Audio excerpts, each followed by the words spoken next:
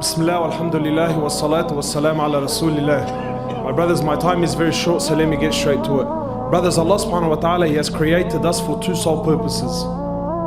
Two, nothing more and nothing less. Number one, Allah subhanahu wa ta'ala created you to know Him and to worship Him and Him alone. This is your purpose on earth. Wallahi, I make qasam by Allah Azza wa Jal. You were not created to buy houses, build cars, and buy this and sell that, and go fishing and go here and go there. None of this pleases Allah subhanahu wa ta'ala. You were created to worship Him and Him alone. This is your role in this world, to establish deen in your life.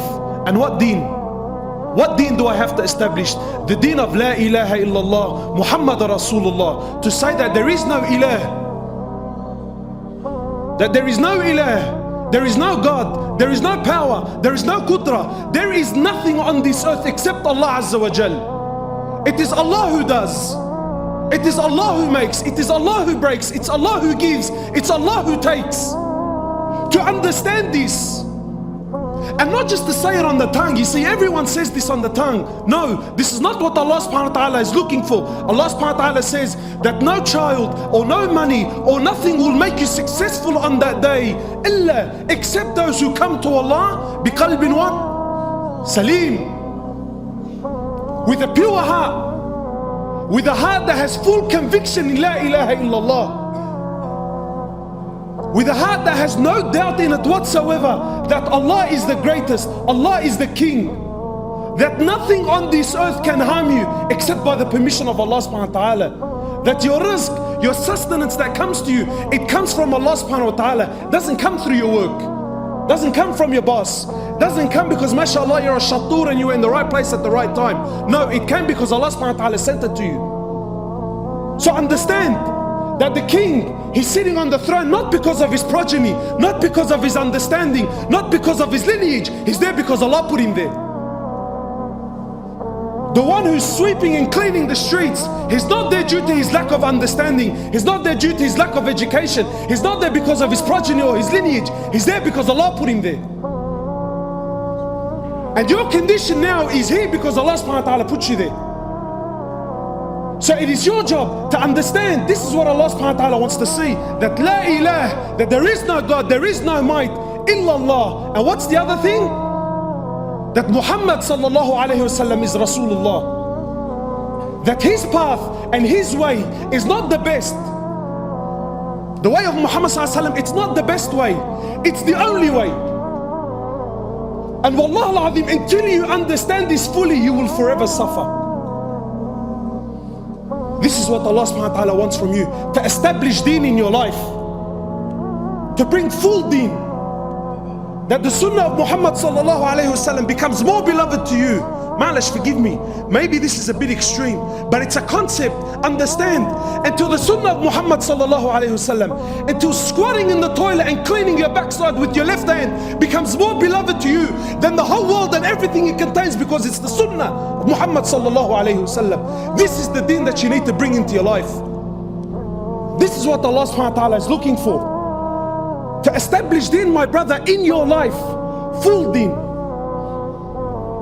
What does the hadith say? He says, ثلاث من كنا فيه وجد حلاوة الإيمان. Rasulullah sallallahu alaihi wasallam is saying that there are three things, if they are present in your life, you will taste the sweetness of Iman. What do we all cry about, my brothers? Ramadan comes and Ramadan goes, and I go to the masjid and I'm reading Quran, but there's nothing in my heart, brother, I'm dead. Why?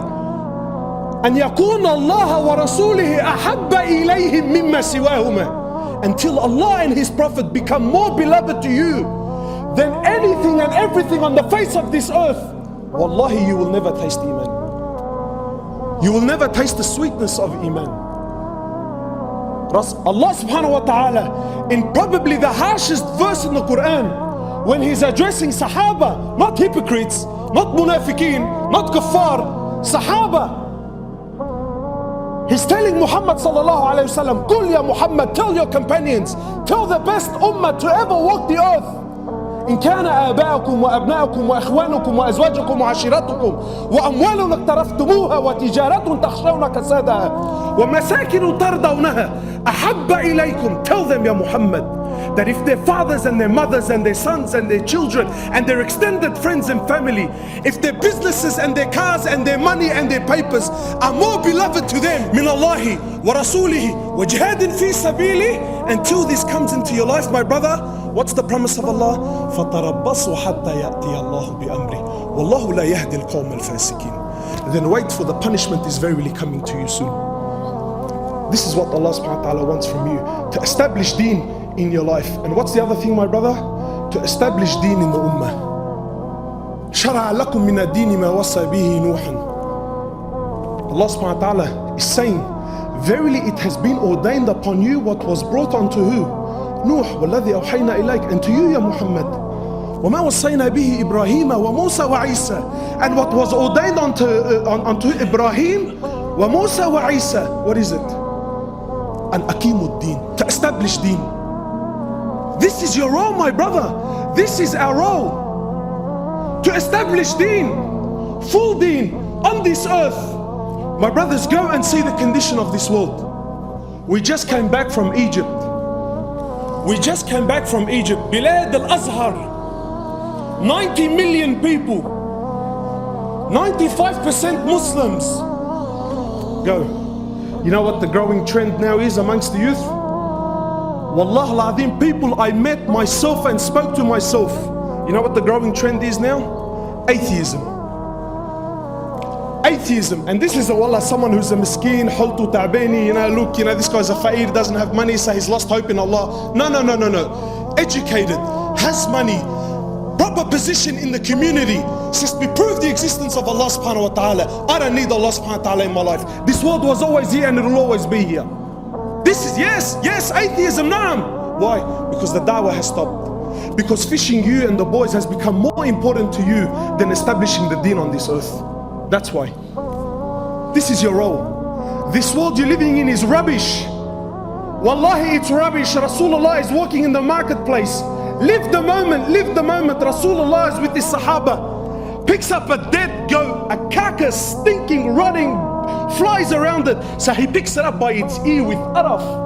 He looks to his Sahaba, he says, who will buy this off me for 1 dirham? 1 dirham, who will buy it off me? So the Sahaba, Ya Rasulullah, what are we going to do with that? He says, who will take it off me? Ya akhi, don't pay, take it for free. Have it for free. I said, Ya Rasulullah, even if it was alive, it's a defected goat. Now it's dead. And it stinks and it reeks and you want me to take it?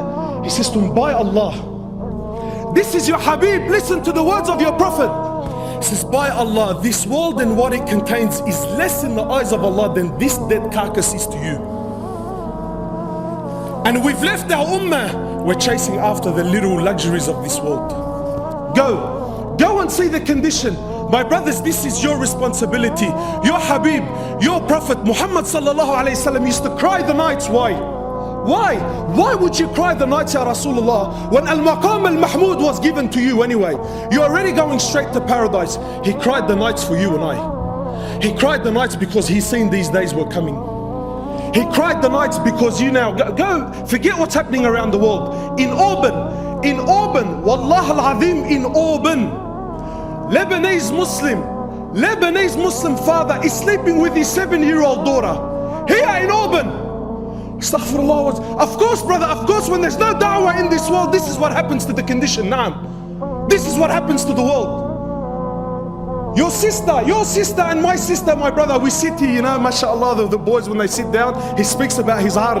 Never mind your ard, this is the ard of Rasulullah and the Sahaba who gave their life for you and I to say, La ilaha illallah Muhammad Rasulullah. Go and see what's happening out there, brother. She's walking into a tattoo parlor to have some kafir tattoo the name of her boyfriend, bro, on her ass.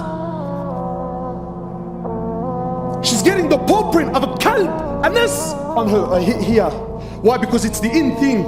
And you and I, mashallah, we're talking about fishing at the end of the year.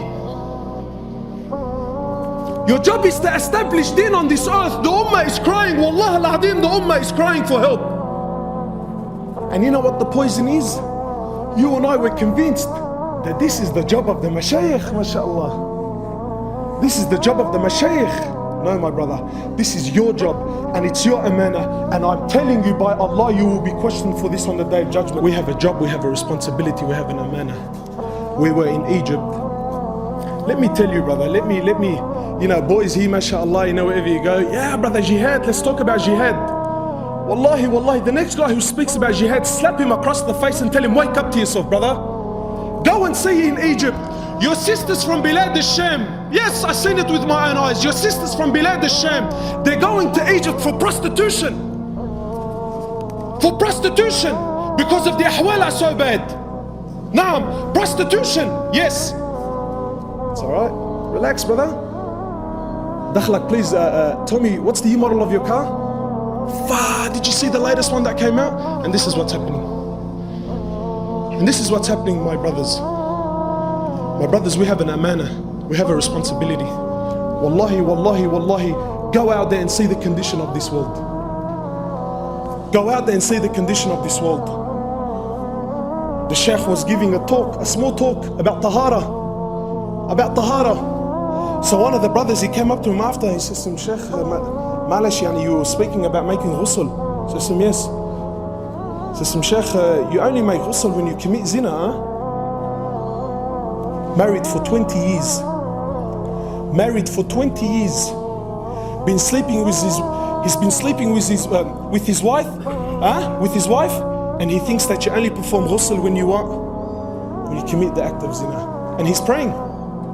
And he's praying. My brothers, this is your responsibility. Wallahi, this is your deen. If you're waiting for Shaykh Fulan and Shaykh Fulan to come and save you, wallahi, woe to you. Woe to you. Just like how you don't wait for anyone to come and pay your bills, why do you wait for people to come and teach you your deen? Why? Why are we waiting for this person and that person?